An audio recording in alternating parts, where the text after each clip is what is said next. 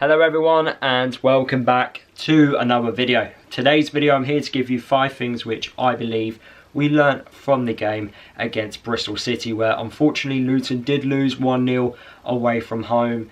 The away performances, although against Bristol City it was a little bit better than what we've seen, we're still losing. It's 8 in a row now which we have lost. Hopefully against Swansea we don't make it 9. And yeah, we can just try it and be hopeful that we can try and turn it around. But I want to talk about 5 things. There's a few positive stuff in this video. I've managed to pick out a few positives from the game against Bristol City, which I do want to talk about. And one of those positives is about Joe Johnson. Now, the eye test for me, I thought Joe performed extremely well. I thought he did a really good job considering he was out of position in this game. I didn't expect him to start, and if he did start, I wasn't expecting him to be a left centre-back. So for the fact that, considering his age, the lack of minutes he's played, the fact I thought he did extremely well playing in that left-sided role is massive credit to him. And yeah, I do want to see him play in his correct position as a left wing-back, but as a left centre-half, I thought he did okay against this Bristol City side, you know. And if you look at the stats, he won 67% of his aerial battles, 67% of his ground battles. He won every tackle, didn't get dispossessed of the ball. He had a 80% passing accuracy, which is something which we're not great at. It's the passing element of our game. He made 6 clearances, 4 of those 6 were headed clearances. He made 5 recoveries, and he didn't get dribbled past once by any of the Bristol City players, which is something we've struggled so far this year because our defenders do get dribbled past quite easily. He didn't, and that's the most impressive element of it. I thought there was also other good elements of his game where he managed to drive into space. As mentioned, he did keep hold of the ball quite well, and I thought he just had a really solid game from someone who's basically not played much this year. I thought he did really well, and he should be really proud of himself.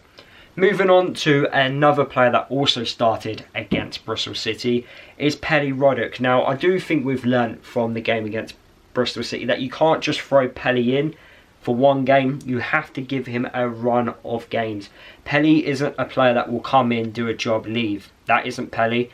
It hasn't been Pelly since he's been a Luton Town player. Although he made a very good sub appearance against Derby, and that shot from outside the box was a massive turning point, I do think he did deserve or has warranted a start in the Luton side. But with Pelly, you need to give him a run in the team. He gets better as the games go on. That's Pelly for you. His passing ability, it's never going to be amazing. We all know that.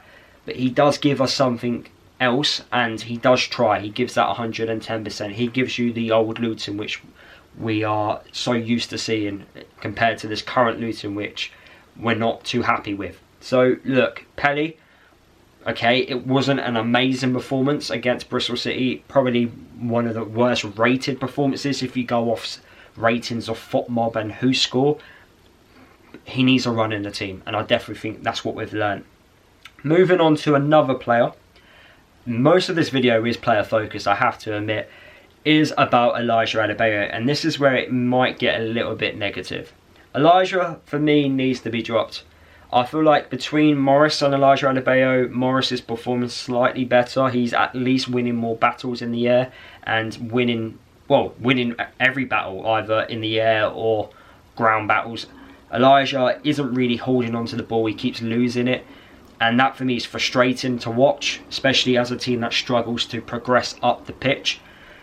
I don't think he's having enough attempts at goal, and when he does, he's not being as clinical as Morris. Evidence is the XG between the two players. Elijah has like a 12 XG compared to Morris, so that's something I am getting a bit frustrated with.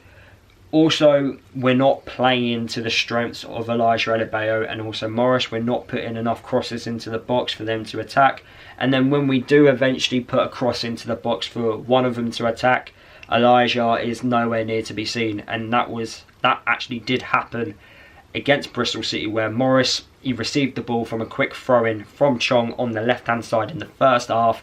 Morris puts in a fantastic delivery into the box, and whereas Elijah on the edge of the box because he didn't expect the cross to go in. That is something that is frustrating to watch as a team that doesn't put enough crosses in. So yeah, unfortunately I do think Elijah needs to be dropped, and I don't think that's a bad thing. I think we need to see something else, especially going forward. We need to see a plan B. And I feel like when you start with Morris up top on his own or with someone else, having someone like Elijah Adebayo on the bench to bring on if Morris isn't doing well is a great option to have, and vice versa. So I do think that's something we should be looking at going forward. And talking about having something else going forward, this brings me to point number 4, and that is Woodrow, and how I think he should get more minutes. Because I thought when he came onto the pitch, it was another good sub appearance, and we've seen that now over the last 3 games. I thought he did okay against Blackburn. I thought he played a massive part in the Derby win. And this game against Bristol City, I thought when he came on, he did really well. He has a good partnership with Morris. You know, they've played together at Barnsley, and they do link up quite well when I've seen it on the pitch. He had a great opportunity to score at the end. Granted, if he maybe have had an opportunity 10 minutes prior to that, he maybe have done a little bit better with that last chance. Probably should have scored. It was the perfect height for the goalkeeper, but you know, at least he's having an attempt at goal, which is something we don't often see. What I was really impressed with Woodrow was the fact that he managed to pick up the ball and he was able to progress the ball up the pitch, which is something which we're not doing well at all. He actually had a very good successful dribbling ability throughout the game. He made 5 dribbles, 4 out of those 5 were successful. So he's getting past players, he's progressing, he's helping us attack forward, and he just offers something different, especially the ability that he likes to receive the ball, he likes to drive forward, he will shoot at goal, he will pass the ball, he's a good passer of the ball, he likes to link the play up. He offers us something different, and I don't understand why we can't see maybe Morris and Woodrow start up top together in the game against Swansea that's happening in a couple of days' time. Why don't we just try that out, give that a go, see how we do? Because we're not trying anything else. That's the frustrating thing. We're not trying something new. And then finally, the last thing which we've learned is, of course, we are still poor away from home. As I already mentioned, 8 defeats in a row. It's killing us a little bit. And although, yes, we did get better, I have to admit, defensively we were better. However, I still feel like there is a few flaws within our game. You can blame the injuries all you want. I still think the personnel that is currently available to Rob Edwards, there's still stuff you can try, and we're not trying those different elements, whether that's having Taylor start a game, whether that's having Morris and Woodrow start together, whether that's maybe Taylor and Morris or Taylor and Elijah Adebayo. There's different ways, different partnerships we can still try, which we haven't yet, and maybe that is a positive, that we've still got available options to be able to make, rather than trying everything and nothing's ever worked.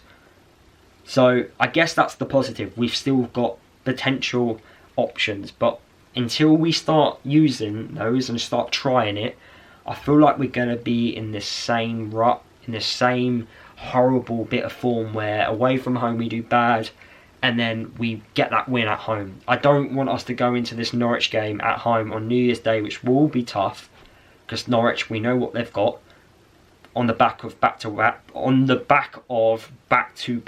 away defeats. That was quite hard to say.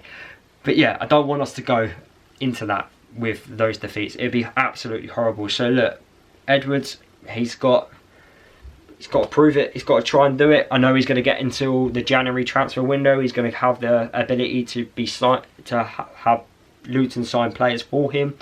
It's after January. If we're still seeing what we're seeing right now after January, I know that's still another 5 to 6 games, then he's in trouble, because I think the board are giving him January. But we'll have to find out. We'll have to wait and see. But anyway, tomorrow's video will be a match preview. I do apologise for the late upload on this Friday evening. I had a lot of family commitments. But yeah, hopefully you are all enjoying yourself. Don't let football ruin your life. And yeah, just keep being positive, because it's hard. But anyway, see you tomorrow, guys. And yeah, don't forget to drop a like, comment, subscribe, all that stuff. And yeah, up the Hatters.